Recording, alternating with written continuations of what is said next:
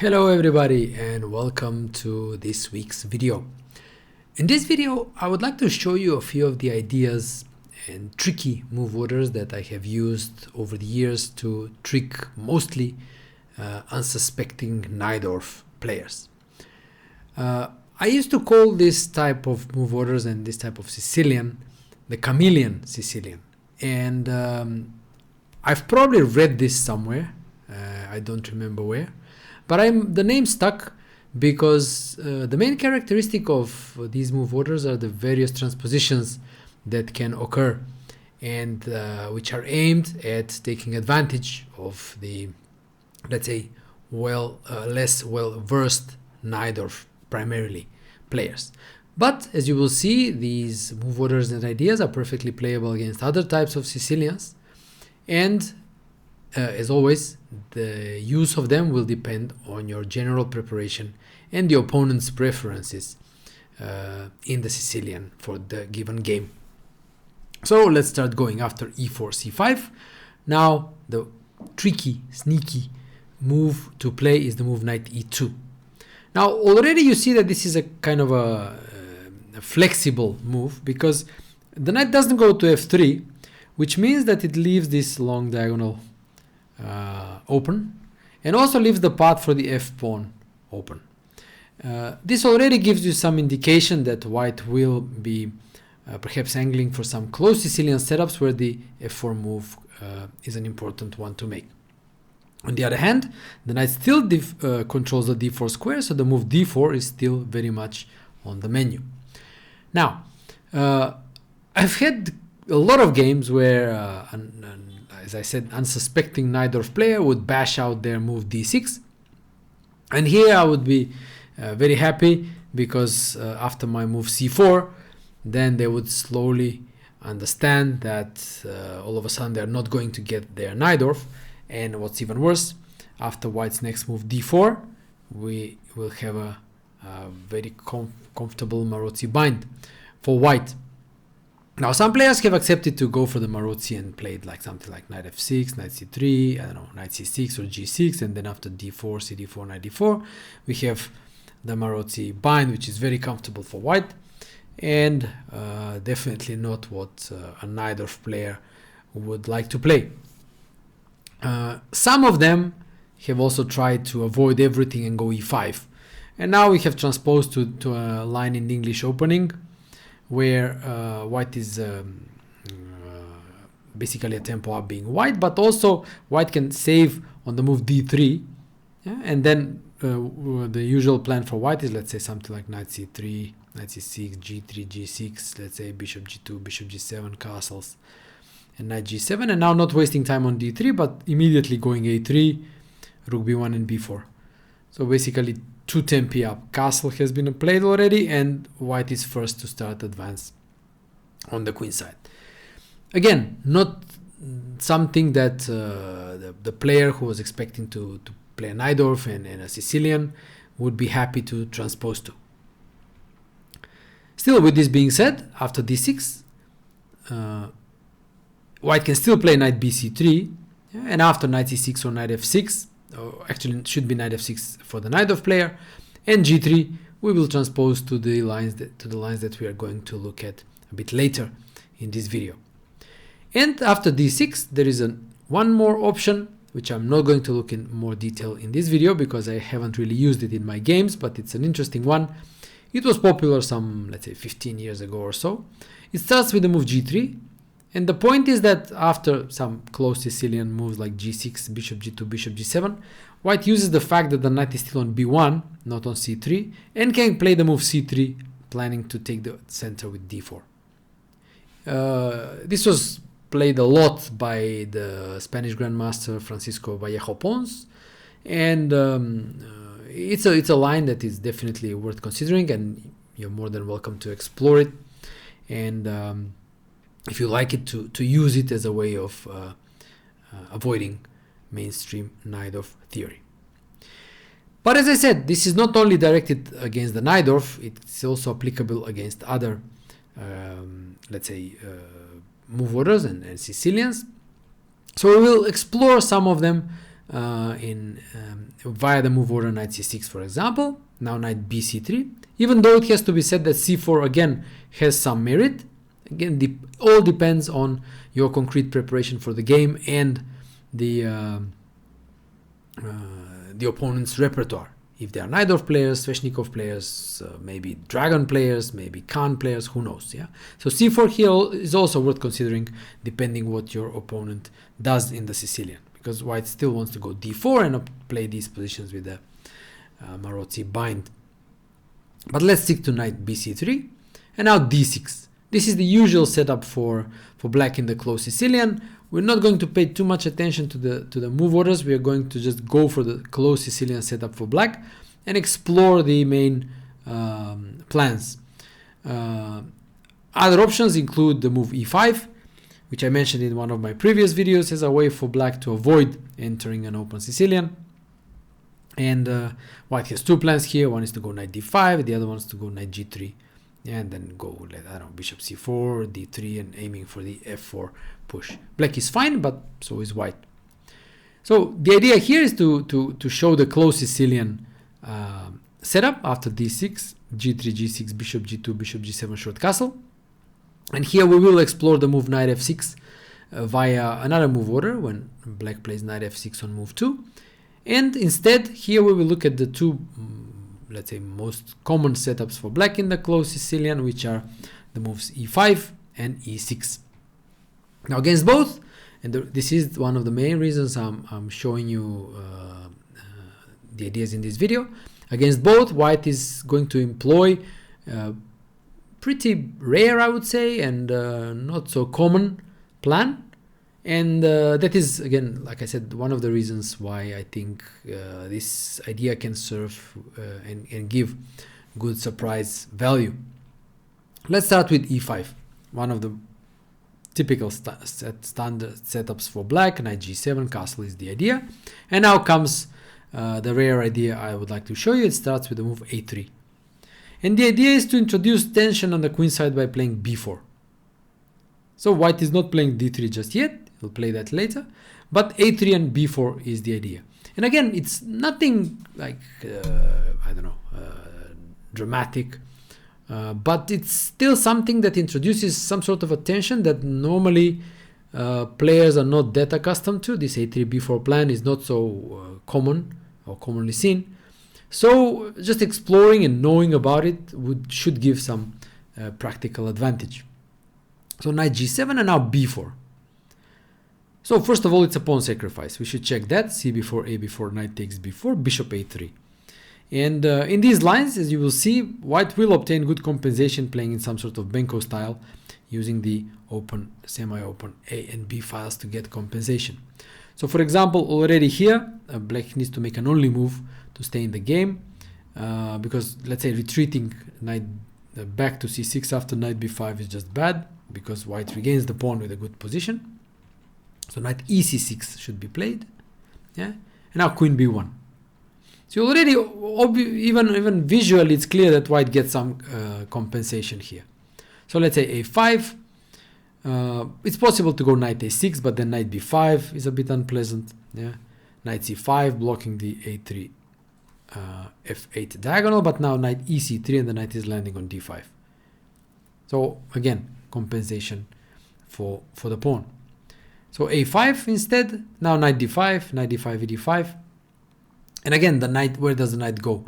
It should go to a7, which already indicates that white has compensation, because going to e7 runs into queen b5 check. That is the point of going to a7, to control the b5 square. And now if bishop d7 drops the pawn on b7, so queen d7, and now rook fb1. Take on b5, rook b5. And even in the endgame, it's clear that, white has very good compensation.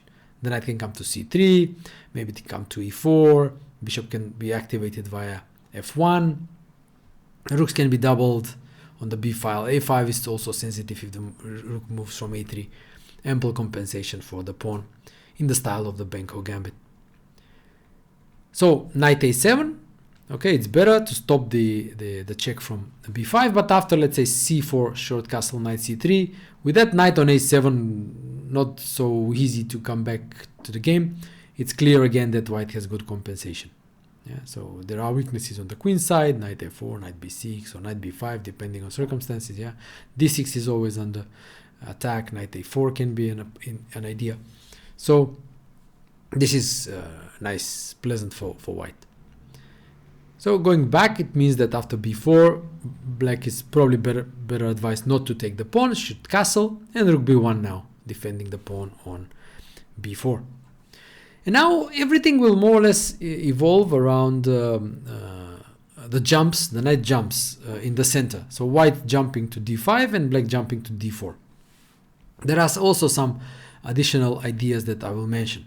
So for example, let's say knight d4 immediately, d3, b6, yeah, and now f4.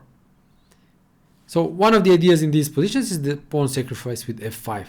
So just to show you, let's say rook b8, f5, g takes f5, take on d4, c takes d4, e f5. The idea is to push f6. Yeah. And after bishop f5, so if dc3 f6, it's also pretty sharp and white gets good play. But bishop f5, for example, knight d5, rook f5. And white is a pawn down, but excellent control over the light squares. So let's say knight e7 and rook h5.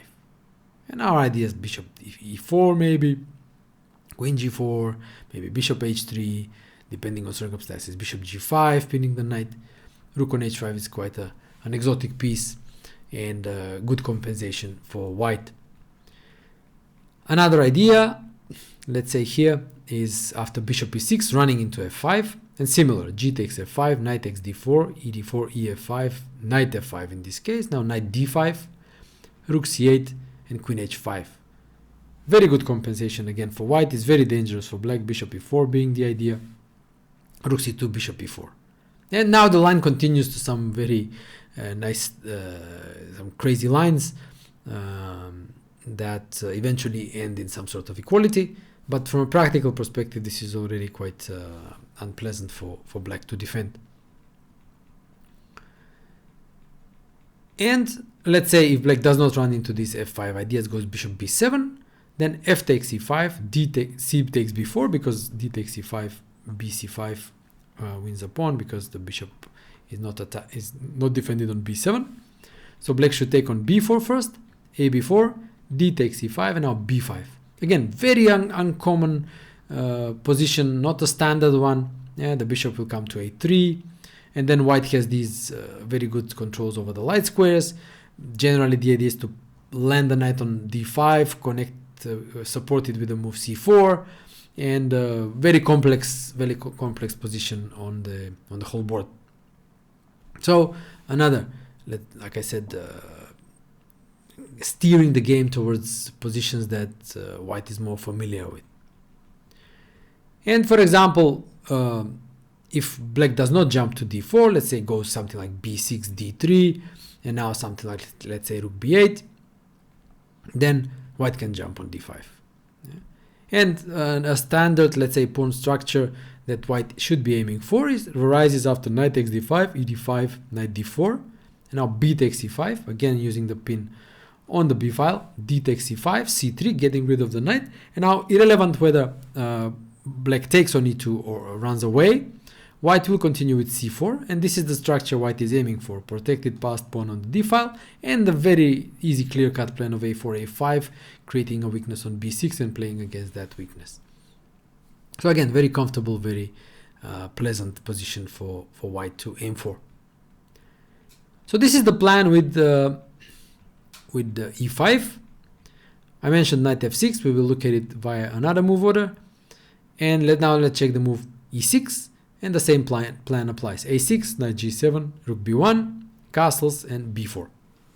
Now, before continuing, I would like to tell you that if you like the plan, you should take a look at the games of Yakov Murray, the player who, with a very original thinking, who was part of Viktor Korchnoy's team in Baguio in 1978 at the World Championship match.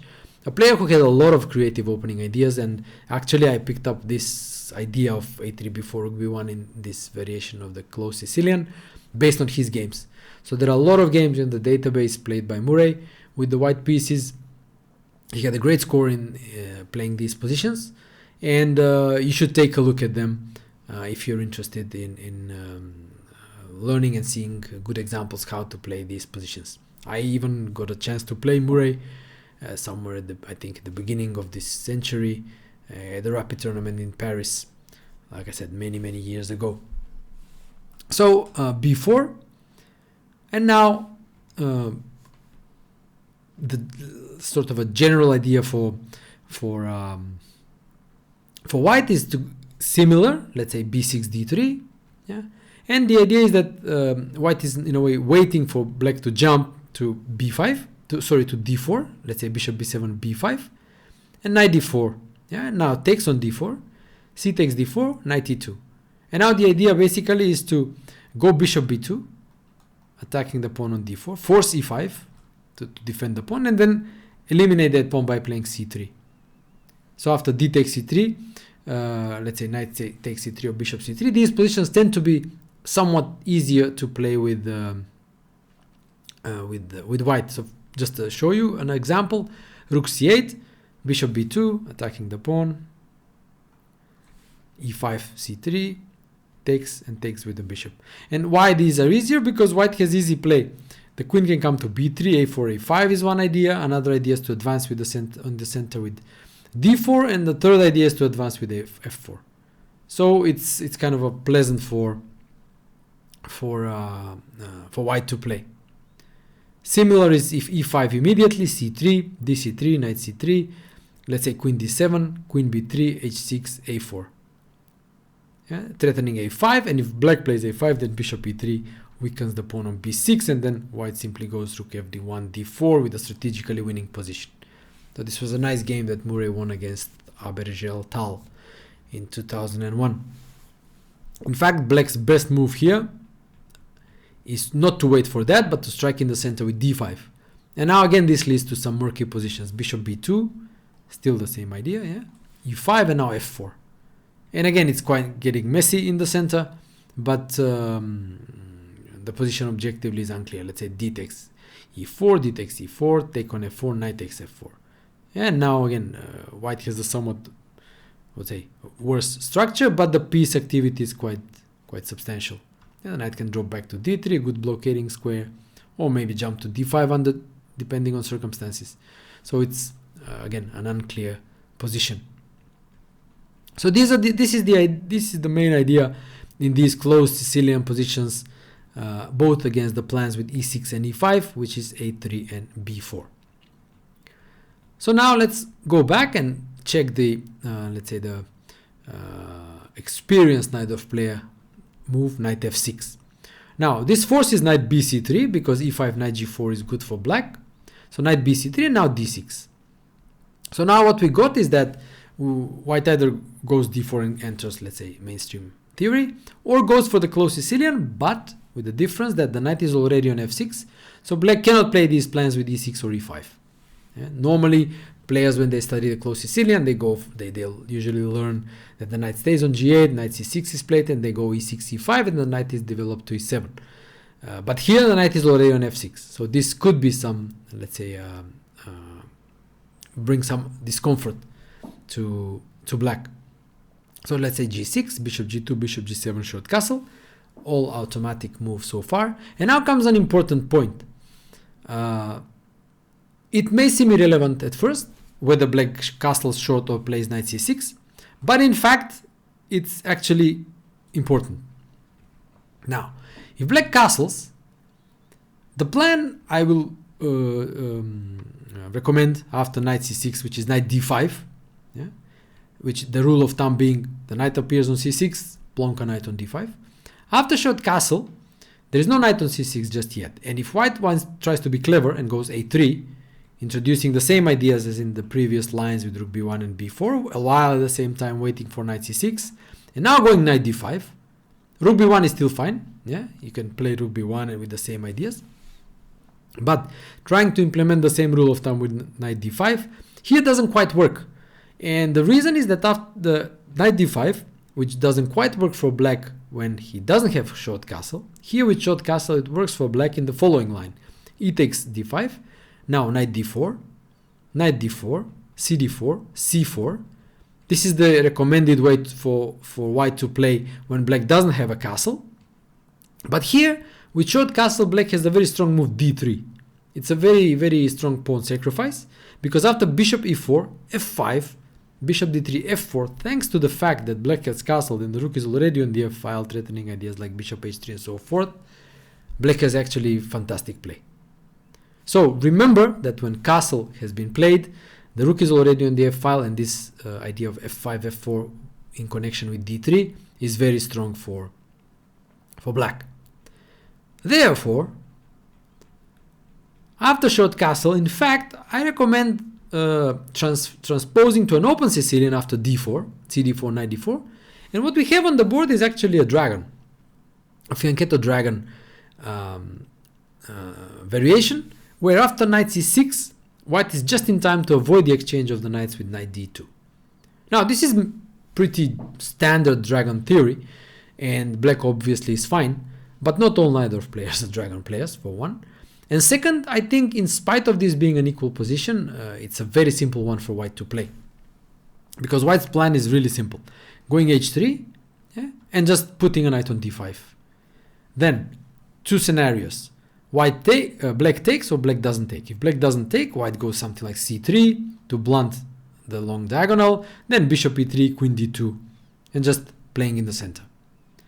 Now, if black takes on d5, and we will see examples of this structure, knight d5, knight d5, e d5, then the pawn on d5 gives white a very pleasant space advantage that he will use to play along the e file, targeting the backward pawn on e7, and also on the queen side by going b3, c4, and expanding there.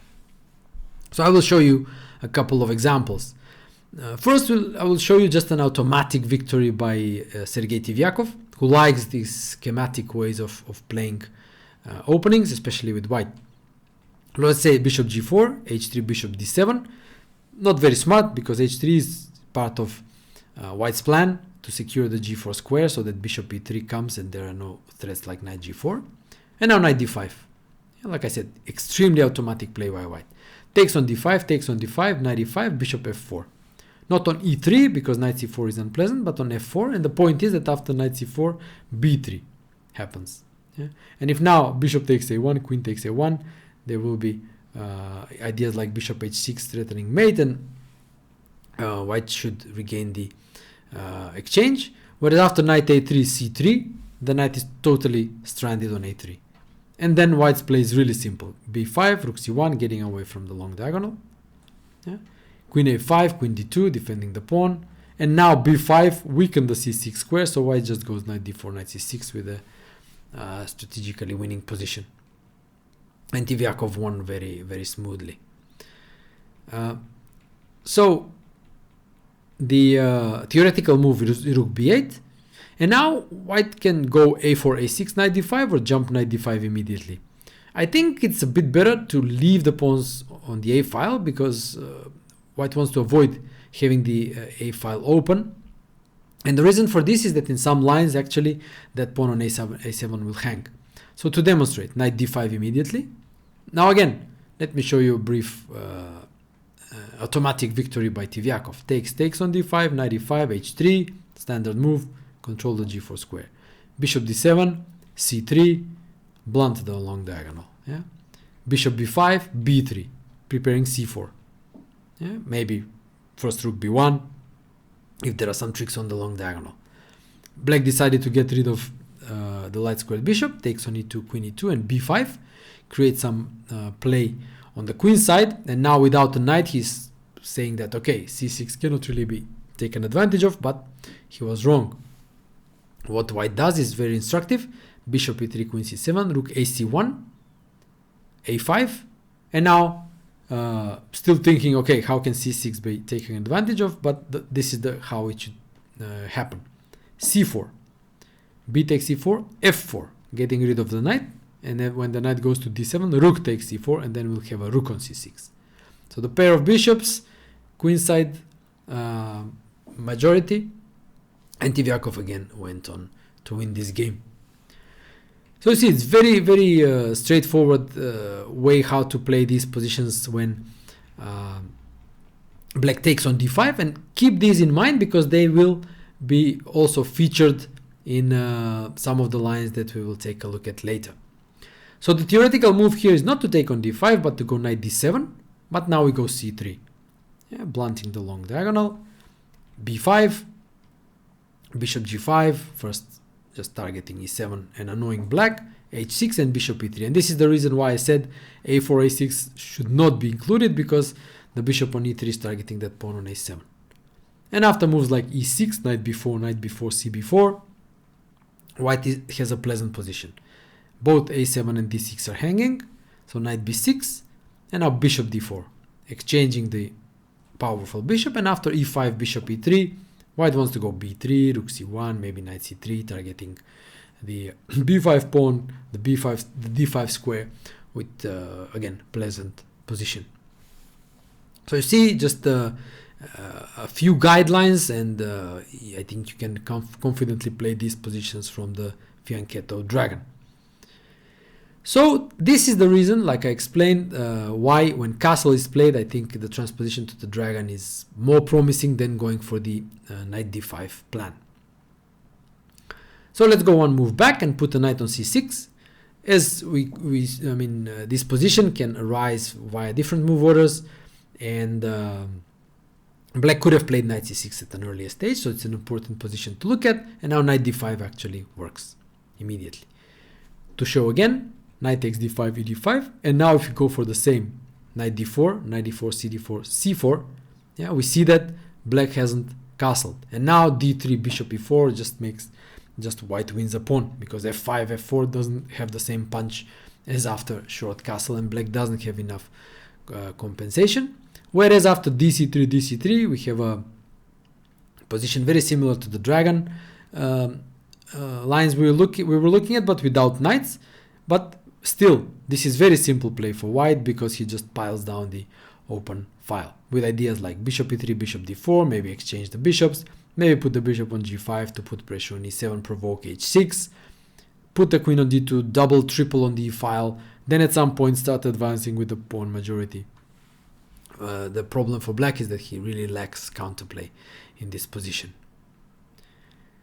Alternatively, black goes knight e5, then h3, taking cover of the g4 square, followed by d4, and we have a transposition to the dragon lines that we looked at. So that's why I said pay attention to those lines, because they can feature in these lines as well, even though the game starts as a close Sicilian. But when white goes d4, we have a transposition to those dragon positions, so it kind of makes a very nice compact repertoire. So if knight d5 is not to black's liking, he should go short castle, and now c3. So now you see white is basically saving on the d3 move, and with the move c3 keeps the option of playing d4 in one go. That doesn't mean that white will play d4 in one go, because the d3 option still exists, but it inserts a bit more uncertainty for black in the position. So in this position, obviously black has a lot of moves at their disposal, but the general plans are more or less, for white at least, pretty straightforward. We already saw that taking on d5, e5, let's say knight e5, d4, cd4, knight d4, we get this favorable Fianchetto Dragon transformation. So this is one option for black. Another bad option for black is the immediate b5, because this weakens the long diagonal, and it's just bad for black after knight takes f6, because bishop f6, e5 wins material for white, whereas e takes f6, d4 just leaves black with a bad structure. Let's say cd, and d6 is pretty weak, or cd, knight d4, and then d6 is left on the semi-open d file. So that's a bad option for black. And against the other options, white's generally the plan for white will be to decide whether to go d4 in one go, or to go d3, bishop e3, queen d2, and then either prepare d4 or the plan with a3 and b4. So more or less this is what white should be doing.